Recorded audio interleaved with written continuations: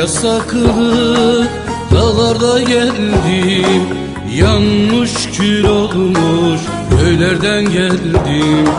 Ben yasaklı dağlardan geldim, yanmış kül olmuş köylerden geldim.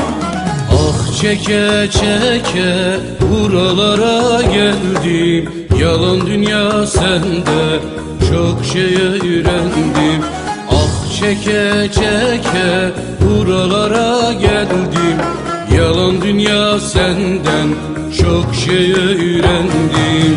Farkımız budur, farkımız budur, bir olamayız. Farkımız budur, korkumuz yoktur, korkumuz yoktur. Biz buradayız, korkumuz yoktur, korkumuz yoktur, korkumuz yoktur. Biz buradayız, korkumuz yoktur.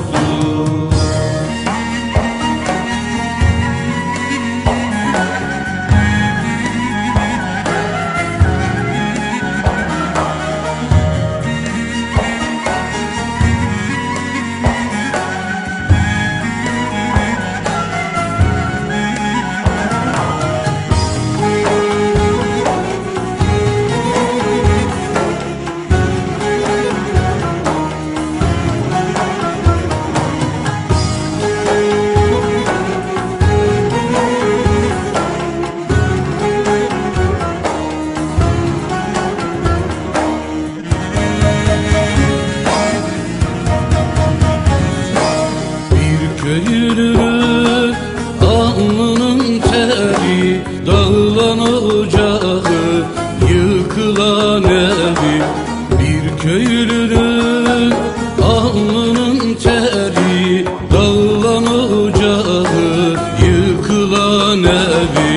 Sürgüne giden dönmez ki geri, yıkasın gelir bu bozuk düzeni.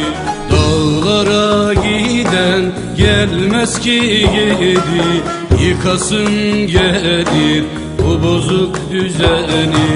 Farkımız budur, farkımız budur, bir olamayız.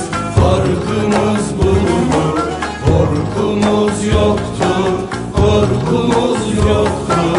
Biz buradayız, korkumuz yoktur, korkumuz yoktur, korkumuz yoktur. Biz buradayız, korkumuz yoktur. Sen karanlık dağlarda hiç yaşadın mı? Benim gibi yatağını ot, yastığını taş yaptın mı? Bir insan için hele hele hiç ağladın mı? Kurşunlara gelse de benim bu bedenim, halkım için inan ben ölüme giderim. Bendeki öyle bir yürek ki, ben halkım için inan ölüme giderim. Farkımız budur güzelim, farkımız budur güzelim, farkımız budur.